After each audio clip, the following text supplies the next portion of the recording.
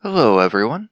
The second of our event units to cover in this content wave is another fire girl, this time by the name of Shizuki Kureha. Welcome, ladies and gentlemen, to the very definition of a glass cannon. Absolutely the only role that can fit for Shizuki is DPS. Her offensive stats are through the roof, and even though her defensive is respectable, for reasons you'll soon learn, she is not much use to you as a tank. It should be noted, however, that she does have a very respectable hit count for a DPS-focused unit, even more so for her skill.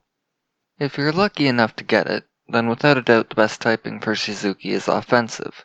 With it, she sports a monstrous 7400 plus attack before you put any accessories on her.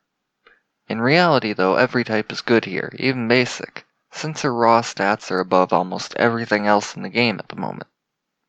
I present to you Exhibit A for what makes Shizuki a glass cannon.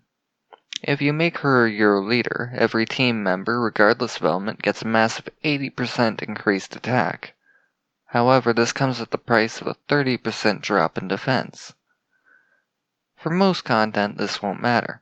A fire team led by Shizuki will blast through almost everything put in front of her.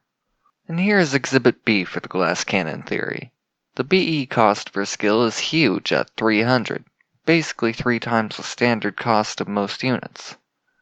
At first glance, it looks underwhelming, only a 285% attack value fire hit to one enemy. However, it also triples her attack at the cost of 90% of her defense for 2 turns. Assuming she's your leader, then without even accessories, this puts her attack into the insane levels of 26,000 plus with an offensive type, and 24,000 plus with a basic type.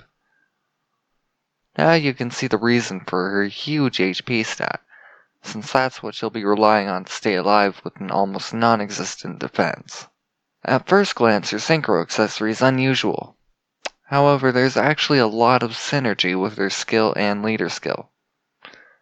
This accessory has a 30% chance to reflect 30% of the damage she takes back to her attacker. With a lower defense, only 222 with an offensive type and both leader and active skills up, she'll take more damage, which means more reflected damage. Much of what was said above also applies to her event-specific accessory, except this one only gives a 15% chance to reflect 30% of the damage taken from an attacker. Baka's thoughts are, I am a huge fan of Shizuki. She melts faces and doesn't care about her paper levels of defense.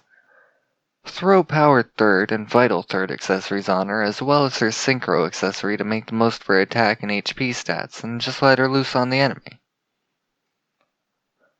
My thoughts are, Shizuki's extremely strong at the moment. However, I believe she'll be better suited in later character releases.